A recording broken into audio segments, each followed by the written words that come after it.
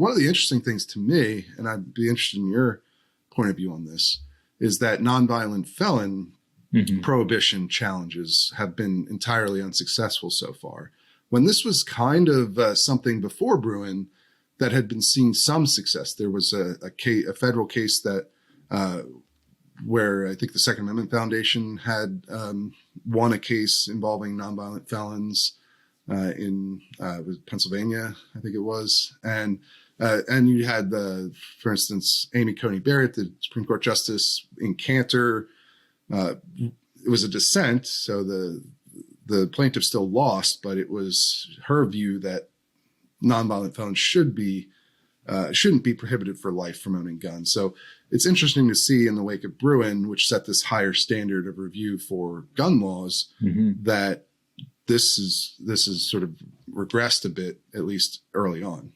Yeah, that's exactly right. That before Bruen, there was sort of a developing circuit split about when a person who had not been convicted of a violent felony was raising an as-applied Second Amendment challenge. So saying not that this law is unconstitutional in all of its applications, but as applied to someone like me or to me in particular, based on my circumstances and conviction, it's unconstitutional. And you're right. The Third Circuit had found this unconstitutional as applied to someone who did not commit what the court characterized as a serious crime. It said there was a serious crime limit on the kind of underlying conviction that could deprive someone of their right to keep and bear arms.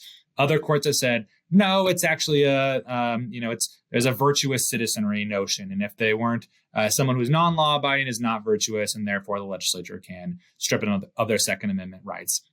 And you're right that Justice Barrett, when she was a judge on the Court of Appeals, and several other dissenting judges on Court of Appeals also said that this cannot be extended to nonviolent for folks who have underlying nonviolent felonies.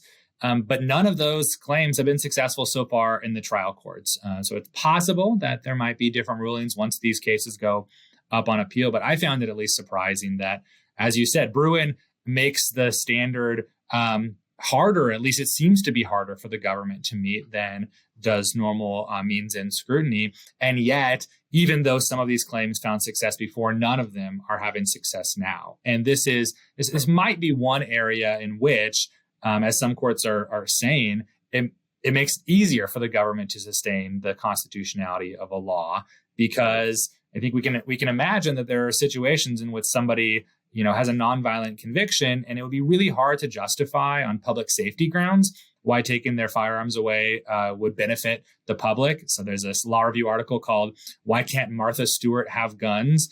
And she's a perfect example of someone who is barred by federal law from possessing guns for the rest of her life unless she gets a presidential pardon. And yet, if the government had to satisfy means and scrutiny, it'd be hard pressed to introduce evidence that someone who's convicted of whatever kind of fraud offense that she was convicted of makes the community safer. Right. Whereas if the government can say, look, there's a historical tradition of taking guns away from people who are untrustworthy or who broke the law for any kind of infraction, whatever that may be. If that's what the historical tradition is, then that means the government has greater leeway under a historical tradition test than they might have if they had to satisfy means and scrutiny. Yeah, no, I think that's a valid point. And one of the critiques you've seen sort of from the right about the text and tradition standard generally. So, I mean, obviously, I think most people in the gun rights movement are very happy with this current standard. So it's not exactly a large percentage that have this, that cite this concern as a reason not to want the Bruen standard. But it is an interesting thought. And, certainly felons in the founding era, I think often were executed. Yes. Now, of course, what a felon has changed quite a bit. Yeah. Since that time, and that may come into play as well as these kinds of cases progress. One of the interesting things, I don't know that this is a surprise, but it's certainly not something that was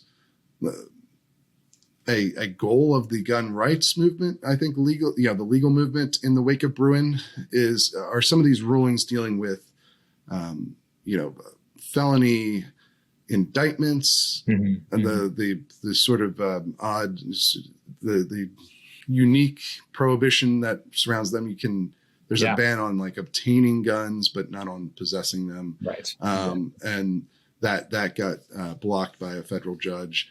And then also a number of them, I think at least 4. Yeah. So right. 36% success rate for those types of claims. Yeah. And these are some of the criminal claims that are kind of more of a wild card situation, because it's not like something that's planned ahead where the Second Amendment Foundation or Firearms Policy Coalition or the NRA or whoever has an idea of what laws they want to challenge. This is more like criminals being convicted of crimes, and then their defense attorneys. Oftentimes, these are brought by public defenders. Actually, that's right. So far, are saying, well, look, under this Bruen standard, there may be a Second Amendment issue here. Yeah. And you've seen that with the felony indictment prohibition, and then you've also seen it with, of course, the more newsworthy and controversial one, which was the domestic violence restraining order prohibition. Both of those came out of criminal cases. Yes. And maybe I don't know that surprise is the right word, but not something that was part of the gun rights movement's plan for how to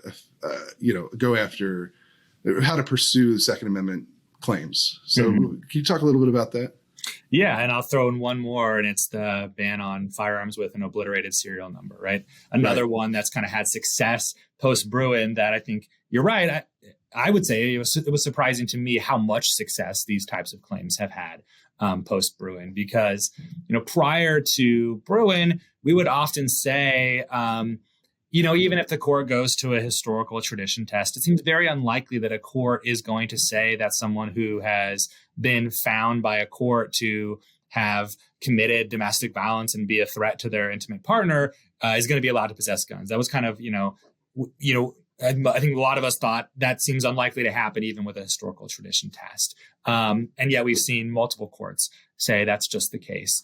And in the other context, and actually, just real quick, that might actually be the next Second Amendment case that the Supreme Court takes, right? I think there's a decent chance it will. The government just asked the Supreme Court to review the case from the Fifth Circuit, and so the court's going to have to make a decision on that one. That's probably going to be the first major case that it's going to have to decide whether it takes or not. And I have a hard time seeing that all the other circuits will agree with the Fifth Circuit's interpretation. And so it's probably going to be likely that there'll be a circuit split by, at least not by the time the court decides whether to hear it, then certainly by the time the court decides the actual case. And so you're right that these are not kind of strategic lawsuits that are filed to benefit gun owners generally, right? They're just defenses that are brought up in the course of a criminal proceeding. And it illustrates one of the ways in which Bruen's test is difficult for courts to apply to new situations, and particularly where they don't have the kind of briefing that they have in a civil case, right? So if there's a civil case filed, then there are experts introduced, there's the resources from both parties, there's a discovery process. You don't have that kind of thing going on the criminal side. These are often happening in the context of a motion to dismiss the indictment. And then there's a short government brief in response, but there's no amicus briefs usually filed in these cases. And so the courts are either, some have said explicitly, I'll conduct the historical inquiry myself, or they're simply saying it's just the fact the government hasn't met its burden here. And so as applied on these facts is unconstitutional.